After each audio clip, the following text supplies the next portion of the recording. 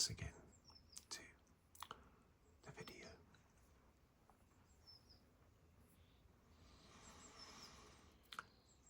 In this one, I thought I would do something slightly different. So I relocated my recording position to just by my back door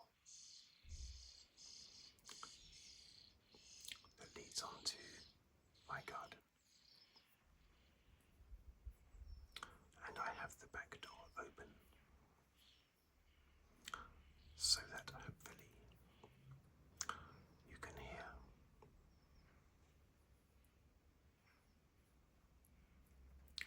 all the sounds of the natural world coming through the door, and the odd car, and the odd lawnmower, and the odd distant human shouts and noises, which I don't mind so long as they are quiet and in the background.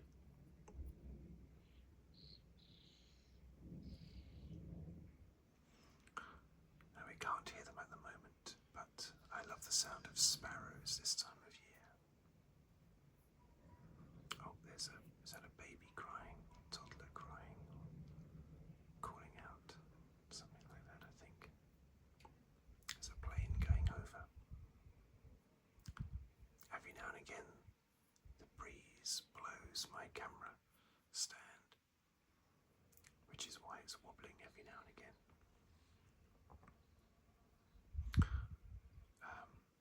Can't hear any sparrows out there at the moment. I love the sparrows. We seem to be having a lot more sparrows this spring than we normally have. I loved the sound of sparrows when I was a kid. Well, I still do now, but there seemed to be so many more of them when I was a kid. I'd be walking home from school and every tree seemed to be full of sparrows. Tree sparrows and house sparrows. House sparrows with the grey top to their heads, and tree sparrows with the brown top to their heads. Grey for concrete, which you have in a house, and brown for the colour of a tree trunk. That's the simple way to remember the difference between a tree sparrow and a house sparrow. I love the sound they make. I think the best bird song is a blackbird. It's very difficult to beat a blackbird, which you might hear later on, not in this video, but that's a sort of early evening call, isn't it, a blackbird? I love a blackbird song, it's really nice, but I love the chirping all day long that you get from sparrows.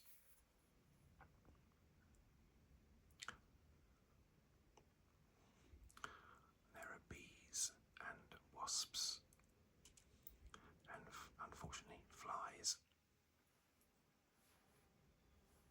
buzzing around. That's a wasp that you might be able to hear just hovering by the open doorway right next to me. I won't flinch if it lands on my shoulder.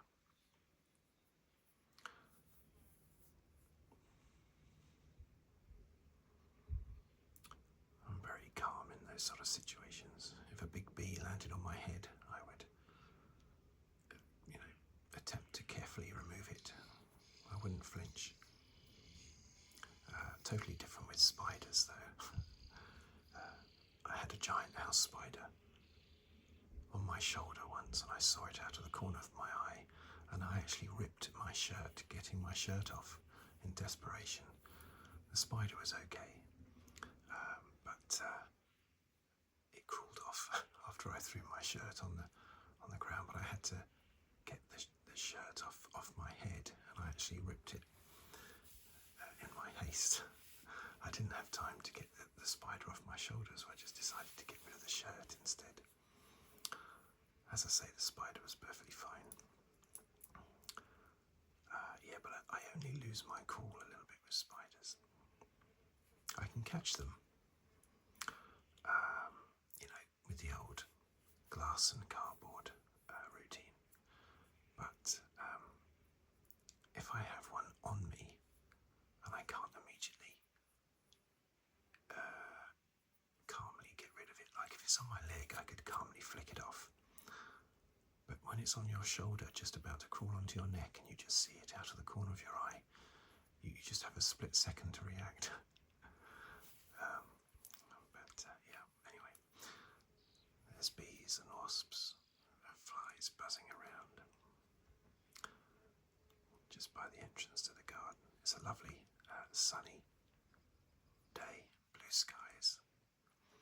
When the wind blows, there's a little bit of a crisp nip to the air, but that's understandable because we're still in April, so that's understandable. But when there's no breeze and you're in the sun, it is hot today. Hot-ish.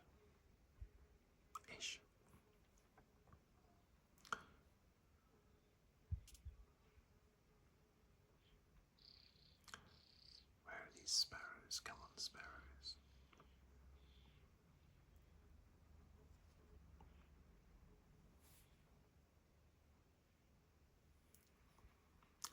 I'm not sure how much you can actually hear.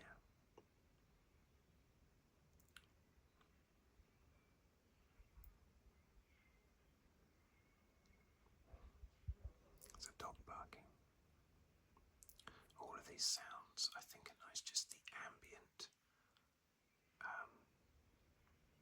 There's a constant background sound all the time. Even when you're in the middle of a forest, there's always this background hum of nature all around you. Even if you can't hear specific animals that you want to hear.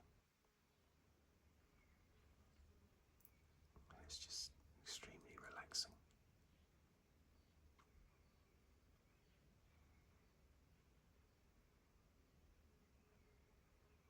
Listening to bees and wasps and flies and sparrows and everything also reminds me of, for some reason, the waiting for the Monaco Grand Prix in 1990 to start. Because the Monaco Grand Prix always started at 2 o'clock in the afternoon, UK time, whereas every other European race was 1 o'clock in the afternoon, and I used to hate that 1 hour wait. That's terrible impatience as a plane going over. Because I'm not too far away from Gatwick Airport here, so that's either just taken off or it's starting its approach. Yeah, I remember sitting in the front garden on a bench, my parents' house, because I lived with my parents still. Oh, you can hear the breeze blowing through the leaves. I've got an amelanchier tree in the back garden. Oh, there go the sparrows.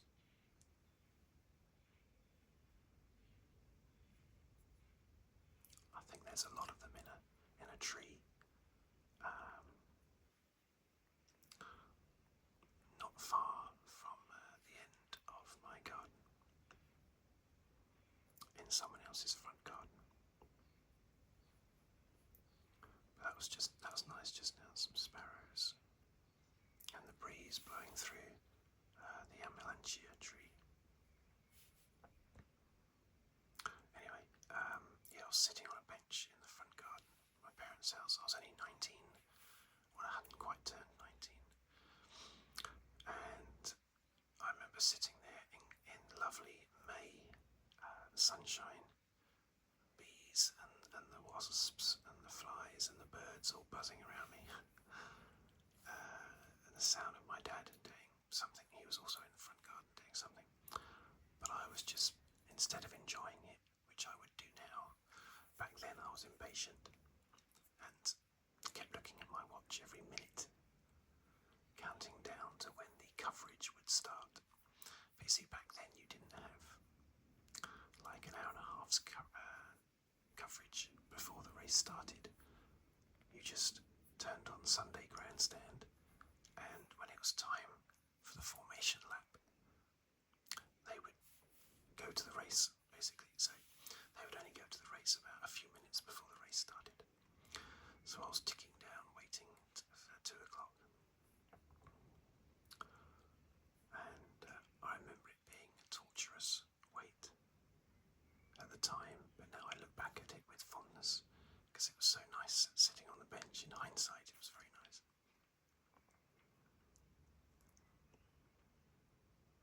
As you get older, you seem to have less and less time to sort of relax and do nothing. There's always something that needs to be done. And once I've finished recording this video, I've got to go and do a load of jobs, including mowing the back lawn and the front lawn, because just before I started recording, someone was mowing their lawn, and even though it's a nice sound when it's far enough away, it also makes you feel guilty because you're not mowing your lawn. So I might have to do that as well.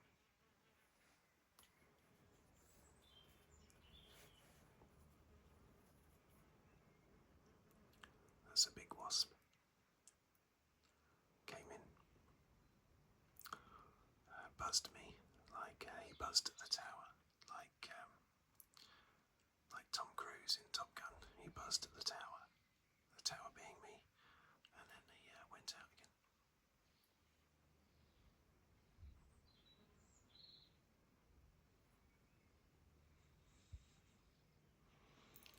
I think I'll have to do a video in the garden as well, actually, I think. That might be quite nice, but the problem is the breeze blowing on the camera, on the microphone, might not be good. We'll see. I'll experiment with that.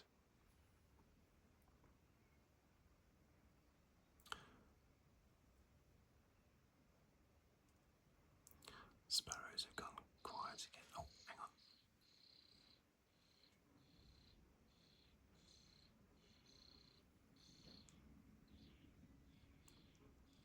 There they go again, the sparrows. I hope you can hear it.